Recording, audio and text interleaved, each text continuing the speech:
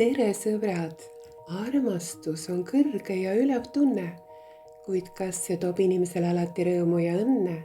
Milliseid emotsioone tekitab vastamata armastus, mis paneb alles hiljuti teineteist hullumeelselt armastanud inimesed peaaegu üksteist needma ja teineteisele igasuguseid õnnetusi soovima?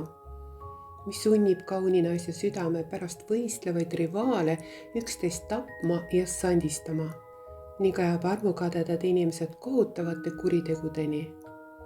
Öeldakse ju, et see on armastus. Aga kas see on ikka armastus? Selles otse-eetris, mis toimub 12. märtsil kell 20.00, aitab Natalja Rodina jõuda arusaamiseni, mis on tegelik tõeline armastus.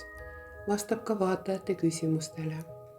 Natalja Rodina on rahvusvaheliselt tuntud Ukraina Tehnoloogiliste Teaduste Akadeemia akadeemik, teadlane, filosoofiateaduste doktor, psühholoog, parapsühholoog, teadvuse anomaalsete võimaluste uurija.